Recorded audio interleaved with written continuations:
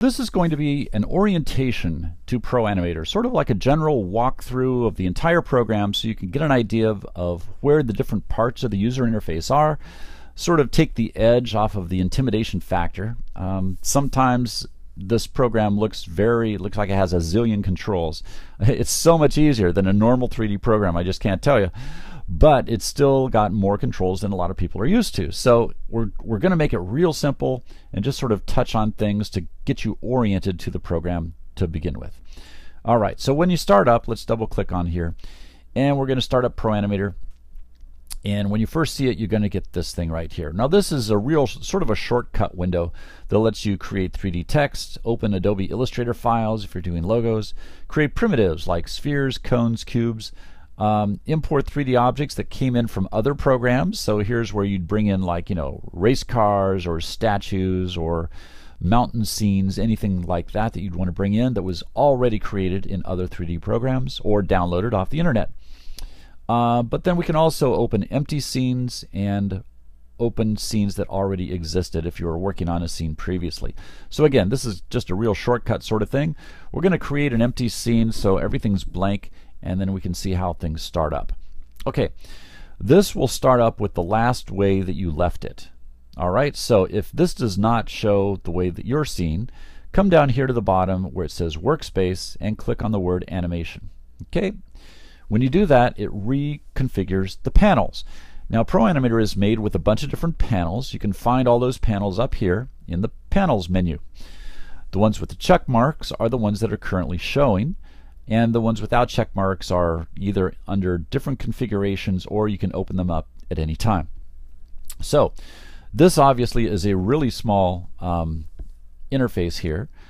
If you've got a lot of real estate on your computer monitor, people will oftentimes open up every panel so that they're all showing and then save that out. And the way you do that is you come down here to your workspaces and you select, you go to select and then save user workspace. Okay, so let's do this for instance. Moving the panels around, very simple. You click on a tab to show it. You click on another tab and that'll show that. You can click just above the tabs and then drag up and down, and that will change the size of the panel. Or you can click in between the side to side and move a bunch of panels at once like this. Okay, everything reorients itself to the screen that you've got and the size of the panel. But just remember, you can't pull the panels off. There's just this one big window, and then all the panels exist inside of that window. So don't try to tear them off and create floating windows that get messy. Okay, it's just one big panel. Keeps it very heads up. All right, like I said, it actually makes things easier to work with once you start moving quickly from panel to panel. If there are more panels than you can see, for instance, like right here, this one is hidden behind, you'll see a little scroll bar which you can use to then slide the panels back and forth. Okay, you can also change the order and dock these guys together. So if I click on this tab, drag up to here, you'll see the yellow line indicates that it's now going to put both these together. If I click on one, it brings that to the front. If I click on the other one, it brings that to the front. And if I click here and drag, it will reorder them. So I can change the order of these guys just like this, moving them around to whatever seems convenient. Whenever you've saved these out as a workspace, they'll all come back up in the same order that you save them. Okay, so keeps things easy, keeps things working easy that way. Okay, let's see. You can also lay out other panels next to the first panels. So we have these animation controls. If I pull this down here, you'll see a little line appears, and it'll then split that area and give it to me down there. If I drag the line all the way down to the bottom, you see the yellow line goes across the entire window. When I do that, it's going to give me a big long box. I could then take that. Maybe I wanted to see some materials. So I bring that up, and then now I can bring this material box over here, and that way I've got animation controls here, materials over there. I can basically move this around however it is that I want to, and then save it. So let's do a save user workspace test workspace number 1, and that way as I go through the modeling or the 4 views or materials, I can at any time come back here to test number 1 and then go right back to where I was. Okay, piece of cake, simple. All right, so your animation workspace, let's talk about this for a second. You know what, I'm going to open up a file here. If I do file, open recent, it's going to show me my startup file here.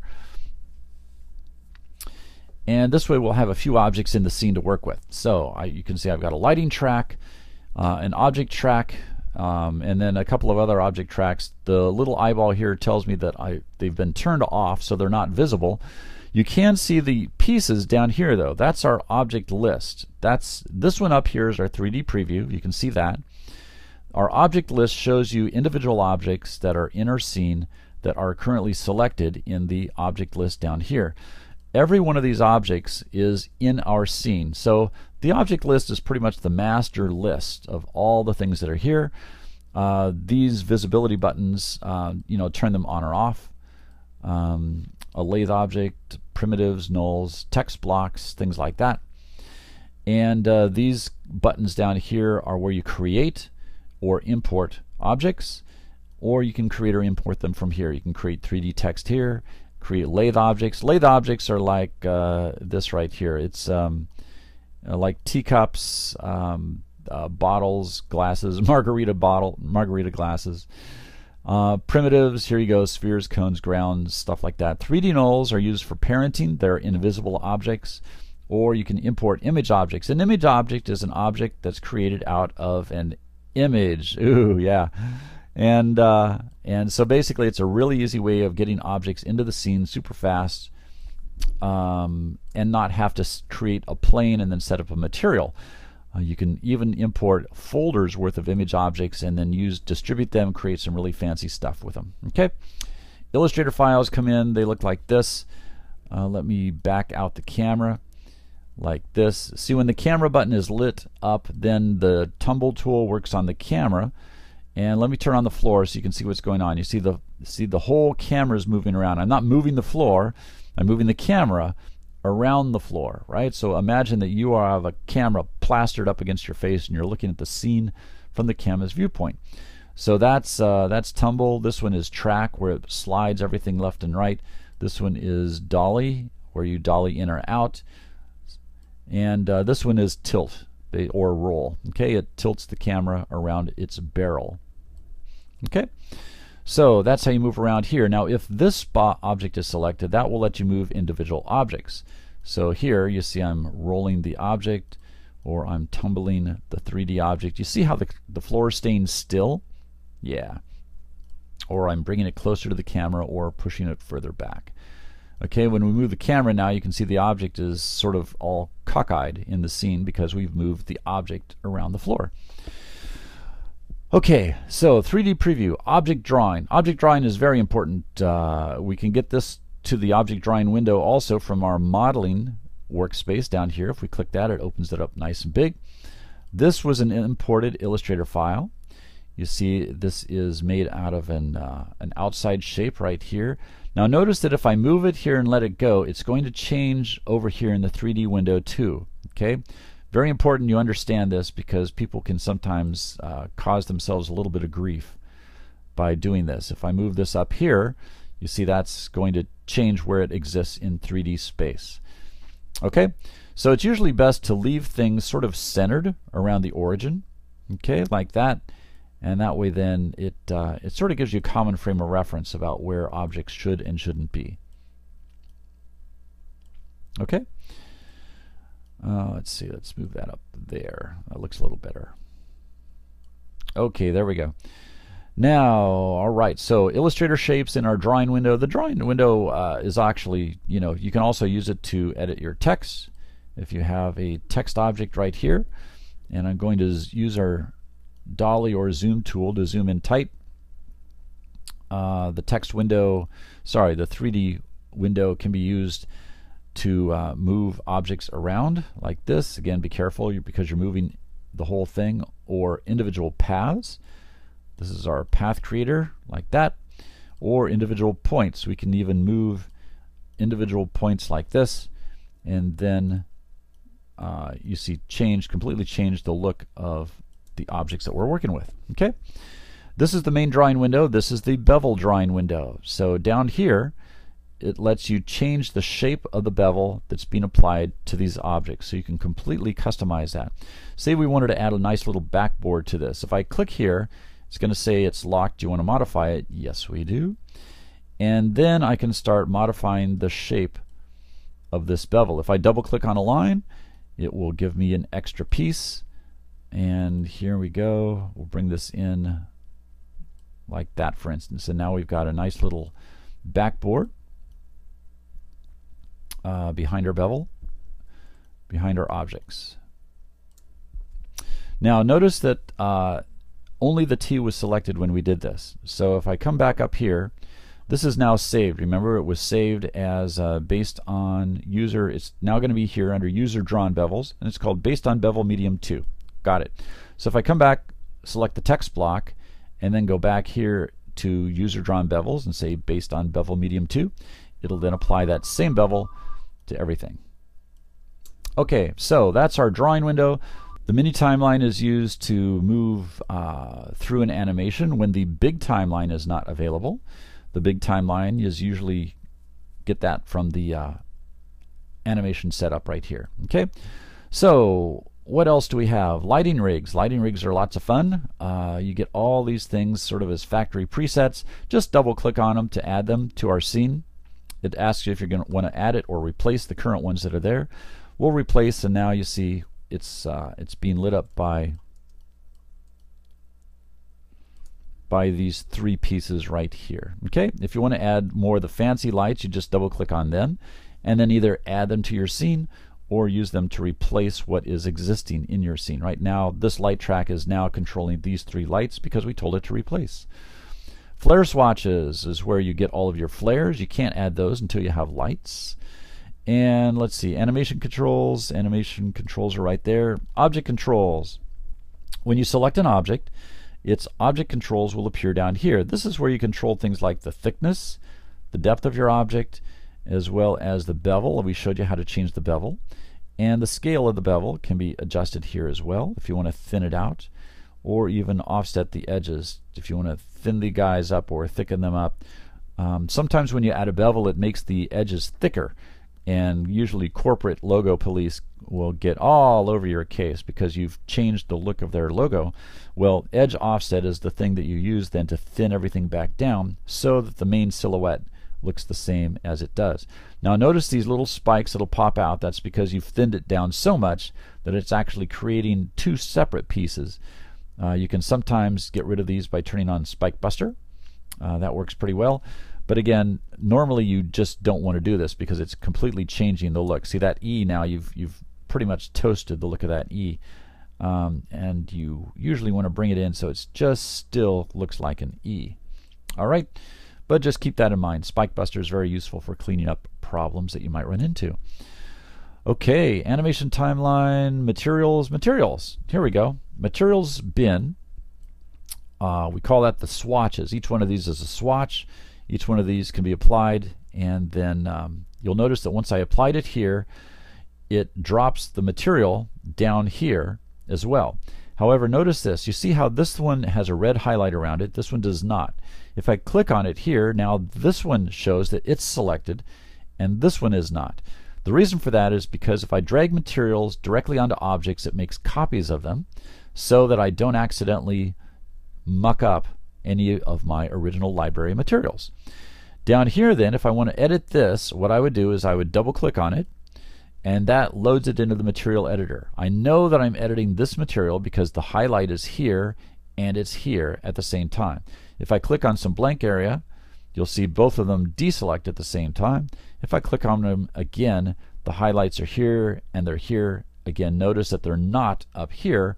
So now I know that this is the material that's on this object, and when I make edits to it, that's the way that it'll look. All right, so at this point now I can do stuff to it. So let's do what? Let's change the base color to green, so that you can see that once I sort of blend the base color and the picture together, it's changing the material up here. It's also changing it right here. Okay? Now down here is our material splits area. You'll notice that this profile looks identical to the one that we saw before where we changed it, but there are no drawing tools in this window. To get to the drawing tools, we'd have to go back to modeling. Now that we're here in the modeling window, the drawing window, the object drawing window, that's where I can change the shape of these of the model itself. Okay, but if I'm in the materials area and I'm looking at the material splits, this lets us split the bevel into separate pieces. So let me show you what's going on here. First of all, let me go back to lighting and let's load up something that's not quite so obnoxious. And wow, it even looks more obnoxious now because of course we're using all this green material. So let's get rid of that green. Okay, now say for instance I wanted to apply a different material to the edge than to the front. Okay, once I select this, in order to do that, I would come here and to my material and drop it down here into this dock. And notice that this dock says 1, 2, 3, 4, 5, 6. Great. So I can take this picture and drag it onto this number, or this number. If I put it here, it's going to go onto the front faces. Okay? Undo. If I drag it here, it's going to go on these sides, but you see it's going to cover the entire side. So maybe I wanted to give this side a different color. I can click on it, and then let's just use red for instance. And now you'll see that where that split point is, it's changing which material is where. Okay, so I can do it like this, and now I've just split this into two. Well, now we have 3 separate materials all being applied to the same object. Okay, much easier than trying to do fancy texture maps and using UVs to separate out where your models are.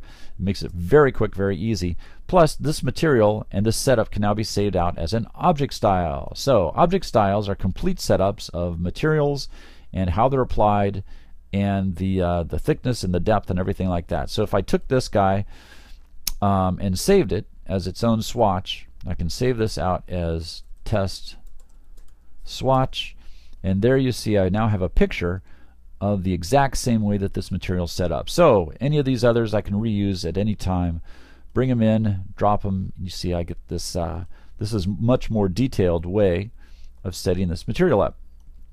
This is actually using one of our presets, but here you see we've given this black material to all these little forward facing parts, which gives you this stair-step look, which is very, very interesting. Very easy to do too. All these, of course, can be used for any other purpose. They can all be mixed and matched and used. In fact, even this guy right here is in its 3 separate little circles that lets you create sort of like a neon ring effect out of your titles. Very cool. Okay, let's see. Materials, object styles, material swatches, object controls. I think we've gone through pretty much everything here. Let's go back to this one. That'll be pretty easy to work with. Okay. Or the silver version. Yeah. Imported Illustrator files. What panels have we not talked about? Animation controls, lighting globals, flare swatches. Lighting globals we haven't talked about yet, but it's pretty simple. This is where you turn on your ambient lights, or you can turn on or off all your shadows. This is also where you turn on ray tracing for shadows or ambient occlusion. Okay, we'll go over those in detail in other tutorials. In the meantime, that's basically it. All right, so you see there's a lot that you can do. Oh, the output. The output panel is right here. This is where you say render frame. And then that will render the current frame that you're working on like that with all its glory with all the materials and the styles and everything else that's going on with it. Okay, or render a movie. When you render out a movie, it's going to render what is in between the start and the stop points right here. So this little green marker and the red marker will set where your render, it's called the work area. Okay, so if you set it on work area, it'll only render the parts in between those stop start markers. Otherwise, if you have it on render the full project, it's going to render all the way out here to a duration of 600 frames in this particular case, but of course you can change that to whatever you want. Okay, so that's it. Okay? It seems like a lot. It seems like a lot of buttons and things to look at, but you know, a lot of it is picture driven, and it's really, compared to 3D programs, this is simple. Okay? So jump into it, go through some of our tutorials, just learn how to click through some of this stuff. You see, once you start going through it the second time, you go, oh yeah, that's right. That's where we adjust the depth of things. The thing that's nice about this program is that there's not a lot hidden. So many other programs, you click on something and you might get the object controls, but then you have to open another window, and then open another window inside of that window, and another window inside of that window. So pretty soon, if you're not using it every day, you forget where stuff is, and you forget how to get to it, and forget what to do. And so 3D has sort of a bad rep because it's got so much complexity to it. So this program, ProAnimator, we've really gone to great lengths to get rid of the complexity so that you can work with these guys and do lots of interesting stuff very simply and very easily, just by drawing. Some people just really love the way that you can draw and get instant 3D objects. Other people love how you can draw and get customized bevels, and again, it's all live, so you can make changes to anything at any time without having to redo all your work. So there you go. Hopefully that gave you a nice little preview, a tour of the interface. Just remember how to click through all the workspaces, set up your own workspace based upon your monitor and save them out, and then start having fun. All right, there you go.